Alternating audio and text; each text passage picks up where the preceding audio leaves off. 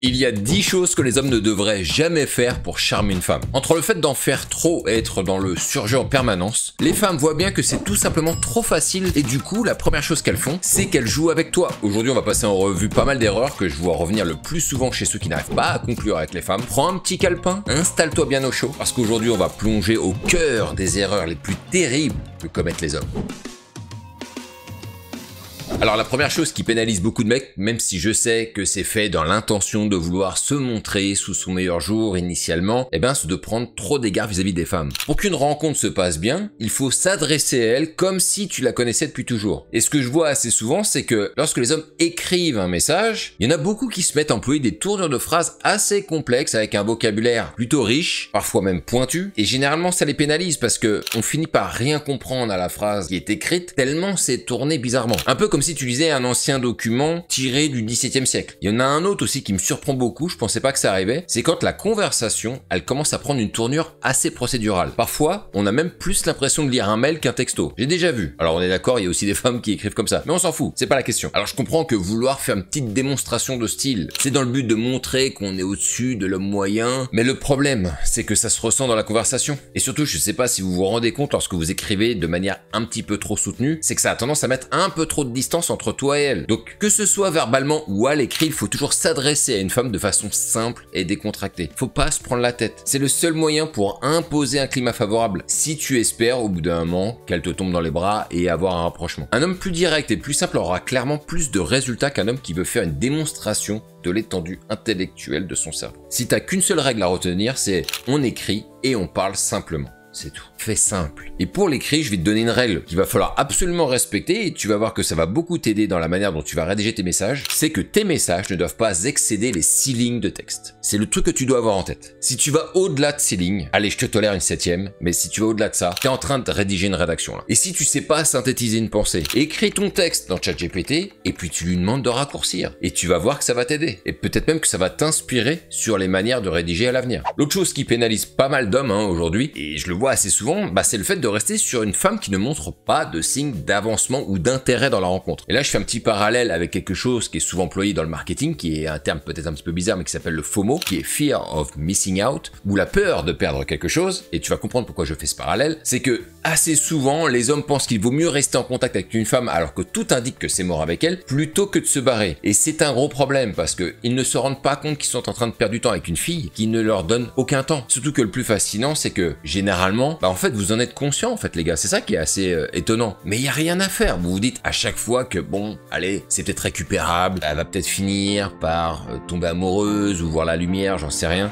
Mais en réalité, 90% du temps, c'est foutu. Je laisse 10% pour ceux pour qui, allez, miraculeusement, finalement, ça a fonctionné. Mais c'est généralement pas ce qui se passe. Une femme qui n'est pas engagée dans une rencontre dès le début, c'est généralement voué à l'échec. Et si on pense en termes de ratio au niveau de l'énergie qui est consacrée dans la rencontre, si toi tu dépenses 80% de l'énergie et qu'elle seulement 20, voire même juste 10, c'est pas normal. Ça veut dire qu'elle, elle a clairement le dessus sur toi et elle sait très bien qu'elle a aucun effort à faire parce que, en fait, tu reviendras toujours. Voilà, c'est ça. Eh oui, on en revient toujours au même. Un peu comme un petit toutou qui retrouve toujours le petit chemin de la maison. Et le toutou, il bat la queue aussi, quand il voit son maître. Voilà. Si tu vois pas de signe particulier d'implication de la part de la fille, alors il faut savoir à un moment donné prendre des décisions drastiques et couper court à une rencontre qui mène à rien. Et d'ailleurs, pensez à vous préserver, vous réfléchissez pas souvent aux dégâts moraux que cela peut faire que de rester sur un dossier qui est clôturé dès le début en réalité, mais dont vous voulez pas en faire le deuil. Ça tue la tête. Je sais très bien que vous restez toujours dans une sorte d'espoir, du genre tant que la fille ne met pas fin à la conversation, c'est que c'est encore possible, il y a peut-être encore moyen. Mais sérieusement, il faut avoir le courage et la lucidité surtout pour savoir quand il faut s'en aller et laisser la place à une femme qui sera beaucoup plus impliquée, voilà, c'est tout. Alors, je sais très bien que c'est facile à dire et que c'est beaucoup plus difficile à faire, mais plus il y aura d'hommes qui se comporteront de cette manière, et plus les rencontres deviendront de plus en plus faciles pour tout le monde, en fait. Ça évitera que tout le monde perde son temps inutilement. Puis ça fera comprendre peut-être aussi à certaines femmes que si tu joues avec les mecs, les mecs se cassent. Voilà. Si les hommes s'en allaient à chaque fois lorsqu'une femme n'est pas assez impliquée dans la rencontre et que les femmes le savaient, je te garantis qu'on n'en serait pas où on en est aujourd'hui. Donc sois fort et ne te laisse jamais embarquer sur un chemin qui ne mène nulle part. D'ailleurs, ça m'amène à une autre chose qui est super importante et c'est le fait de laisser la femme dicter le processus de la rencontre. Là encore, assez souvent, je vous vois trop souvent faire confiance à la femme sur le déroulé de la rencontre au point de lui en laisser les clés du camion. Sauf que si tu interroges n'importe quelle femme sur la meilleure façon dont une rencontre ou un rendez-vous doit se dérouler, normalement, tu dois te rendre compte qu'elle te raconte tout et n'importe quoi. Elles ont toutes un avis différent sur le sujet. Et la vérité à la fin, en fait, c'est qu'elles n'en savent rien du tout. Puis en plus, des fois, il y a une part de fantasme. Sauf qu'il y a beaucoup d'hommes qui ont laissé la femme gérer la rencontre et qui du coup se font balader à droite et à gauche. Et donc, qu'est-ce qui se passe? Soit ça n'avance pas, soit c'est la fille elle-même qui fait capoter la rencontre. C'est pourquoi faut jamais la laisser gérer la rencontre parce que 8 fois sur 10, franchement, c'est n'importe quoi. Si tu les laisses faire, elles vont t'emmener des fois dans des lieux qui ne sont pas du tout propices à un rendez-vous amoureux. Et ça peut finir au musée ou au cinéma cette affaire. Et pour que cela n'arrive pas, tu dois avoir la trame d'une rencontre bien en tête. Exactement comme je l'enseigne aux gars dans mon accompagnement. Comme ça, tu sais tout de suite si ce qu'elle te propose, c'est normal ou si c'est pas normal. Tu sauras le discerner. Et si c'est pas normal, eh ben, tu dis non, tranquillement. Hein, et puis tu dis, excuse-moi, mais je préfère qu'on aille se prendre un verre dans un bar sympa plutôt que d'aller faire du shopping avec toi en centre commercial. Hein? Parce qu'il y a un temps pour tout. Et la balade en centre commercial, bah ça se fera quand on sera ensemble, pas avant, d'accord? Le cinéma, c'est pareil. On verra ça plus tard. C'est pas le moment. D'ailleurs, si tu es en manque de succès avec les femmes, sache qu'en ce moment, j'accompagne des hommes pour lesquels j'ai créé des profils en béton sur les applis, sans passer par un photographe professionnel et qui permet d'avoir des dizaines, voire même des centaines de likes et des matchs en pagaille. Et si tu veux en arriver à avoir jusqu'à 6 rendez-vous par semaine comme moi, pour ça, tu n'as qu'une seule chose à faire, c'est de réserver un appel avec moi en cliquant sur le lien en description et dans le commentaire épinglé de cette vidéo. Alors, je sais très bien qu'il y en a beaucoup d'entre vous qui n'osent pas entrer, entre guillemets, en confrontation avec elle pour lui expliquer de manière très tranquille qu'il faut faire autrement parce que vous avez tellement peur que ça fasse capoter la rencontre que vous préférez rien faire. Il y a une façon quand même de dire les choses. Tu peux faire glisser une information très tranquille qui ne va pas dans son sens à elle au premier abord, mais qui sera tout autant acceptée si c'est bien argumenté, si c'est bien dit. À toi d'assumer ce que tu décides et bien sûr tu y mets les formes. C'est ça le plus important. Comme j'ai déjà expliqué, il y a un framework, il y a une trame pour la rencontre. Il faut savoir la respecter et si vous n'osez pas imposer une trame de rencontre, c'est que vous prenez trop d'égards vis-à-vis d'elle. Vous avez trop peur qu'elle se braque, qu'elle se vexe.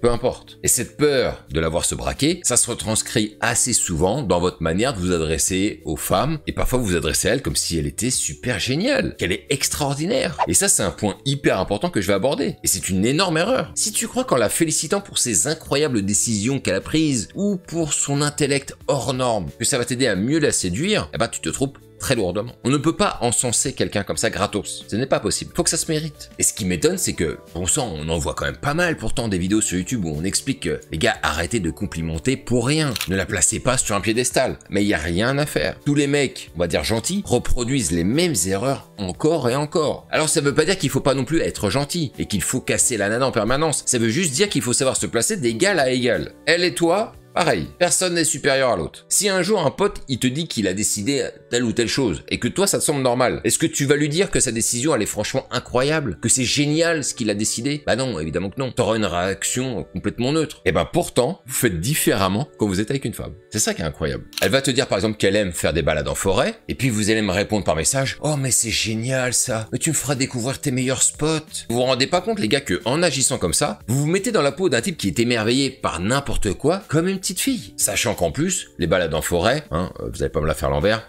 pour la plupart d'entre vous, vous en avez rien à carrer. Alors je dis pas qu'il faut lui dire, mais il faut pas non plus faire semblant de kiffer ça, parce qu'elle va finir par s'en rendre compte, et tu vas finir par passer pour un con, ou un mec qui joue un jeu, surtout. Alors je sais bien que c'est fait dans l'idée de lui plaire le plus possible, mais lui dire que ses hobbies sont géniaux ne vous fera jamais gagner des points les gars. Il faut le savoir. Alors ça veut pas dire que le fait de ne pas avoir des hobbies en commun ne pourrait pas aider un petit peu la rencontre, mais c'est pas déterminant. Si elle te dit quelque chose sur ce qu'elle fait ou sur ce qu'elle décide, tu lui dis juste, ok cool, si ça te semble toi normal et que ça ne te semble pas exceptionnel, je dis d'accord, bah écoute, très bien, tranquille. Et si les balades en forêt c'est pas ta tasse de thé, assume-le et dis-le. Dis-le tranquillement, c'est pas trop ton truc. Maintenant tu peux très bien la challenger et lui dire, voilà, moi les balades en forêt c'est pas trop mon truc, mais si tu connais un spot qui déchire, peut-être que tu me feras changer d'avis. Et là vraiment tu la challenges. Et ça plaît beaucoup plus aux femmes. Ok, va falloir que je lui prouve, va falloir que je lui montre. Ah voilà, c'est pas mal ça. Parce que franchement, donner l'impression d'être intéressé par un sujet alors que c'est faux, ça c'est quelque chose que je vois vraiment très souvent. Et je vois beaucoup de gars qui ont du mal à assumer leur goût. Parce qu'ils se disent que si c'est pas les mêmes goûts que la nana, peut-être que ça va la braquer encore une fois et qu'elle va pas avoir envie de sortir avec nous. Et tout ça, c'est du bullshit. Je suis très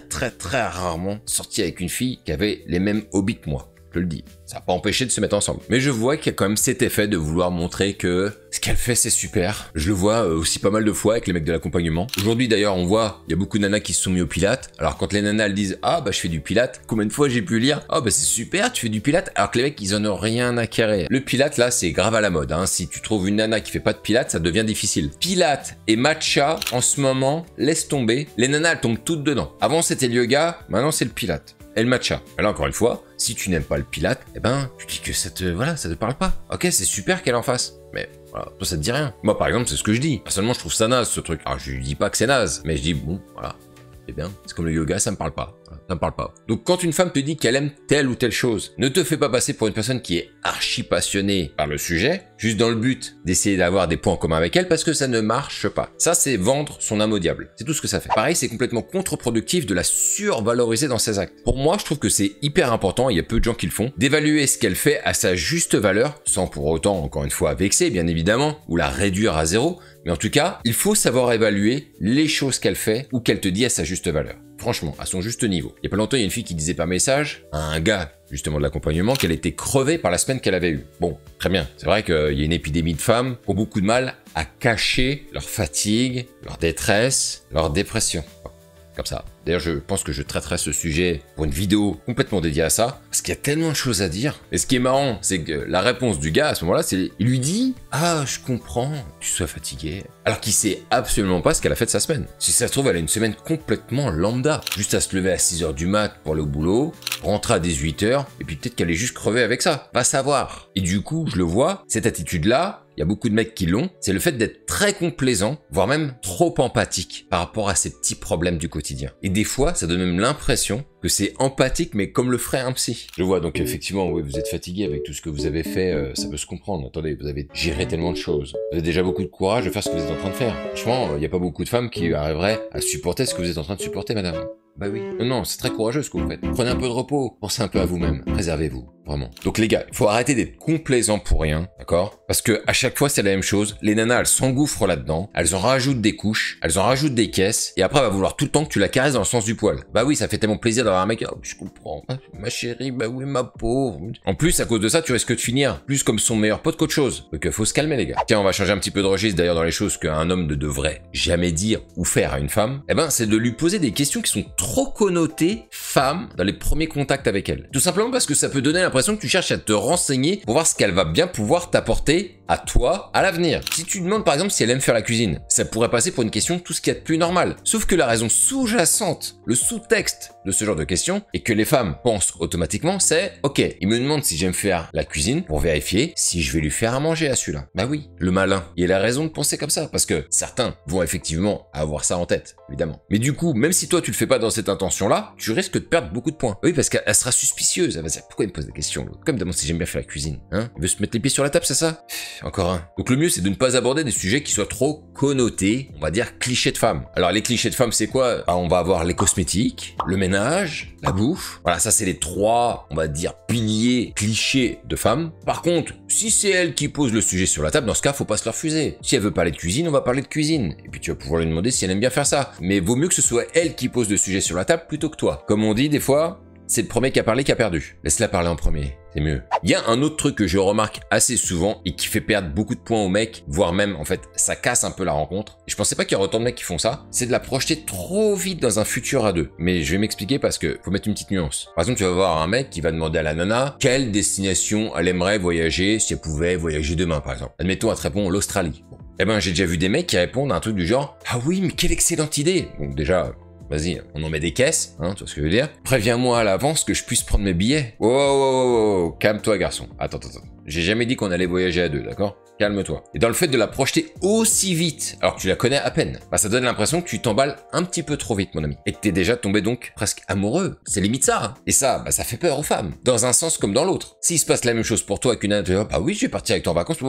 Attends, j'ai jamais dit qu'on allait partir ensemble. Hein. Calme-toi. Hein. Alors j'ai bien compris dans quel but est-ce que c'est fait à chaque fois. D'ailleurs, c'est des trucs qui ont vachement été dit dans des vidéos de drague par le passé. On dit voilà, si tu la projettes dans un futur à deux, tu vas voir, ça va la faire kiffer, elle va s'imaginer avec toi et ça va la séduire et tout ça c'est de la merde. Franchement, tout ça c'est de la merde. Ça marche pas. Ça donne plus l'impression d'un homme qui est conquis d'avance plutôt qu'autre chose. Ce genre de truc, tu pourras le faire une fois que tu l'as embrassé à minima. Là, tu pourrais lui dire, voilà, on pourra peut-être se projeter pour se faire un voyage. Et ce genre d'exemple, il est adaptable dans tout. Va pas trop vite dans la façon dont tu vas la projeter. Ça peut être pour la bouffe, hein, comme le fait de lui dire, bah tiens, on se fera ce repas tous les deux. Attends un petit peu. Allez-y mollo avec ce genre de choses, les gars. La projetez pas trop vite. Ça peut être aussi pour des hobbies. Si je reprends l'exemple de la balade en forêt, oh oui, super, on se fera une balade ensemble. Wow, calme-toi frérot, calme-toi. Ça va trop vite tout ça. Par contre, pour revenir à ce voyage de l'Australie, tu peux très bien la challenger si elle te parle d'un truc comme ça en te disant « Oh oui, j'aimerais bien aller en Australie ». Tu peux très bien dire « Bon, je serais bien parti avec toi, mais je trouve que ça va un petit peu vite et je préfère qu'on se teste déjà sur des destinations plus courtes comme l'Europe ». En tout cas, l'idée là-dedans, c'est d'essayer d'éviter d'envoyer des messages subliminaux qui montreraient peut-être des signes que t'es en train de t'emballer, que t'es en train de la mettre sur un piédestal, que t'as trop kiffé cette fille, alors que si ça se trouve, t'en es même pas là, toi, dans ta tête, mais c'est juste que tu penses que en faisant ça, ça va la séduire plus, alors que en réalité, c'est plus contre-productif qu'autre chose. Ça veut pas dire non plus qu'il faut mettre de la distance à mort avec elle. J'ai souvent vu, c'est un peu ça le problème de la séduction, c'est que généralement, la vérité, elle est un peu au milieu, donc pas la peine d'aller dans un extrême ni dans l'autre. L'idée, c'est d'être assez mesuré dans à peu près tout. Donc voilà, j'espère que t'as kiffé, on se retrouve pour de nouvelles aventures. Les gars, on ne lâche rien, on a toujours la patate, et vive ce putain de game.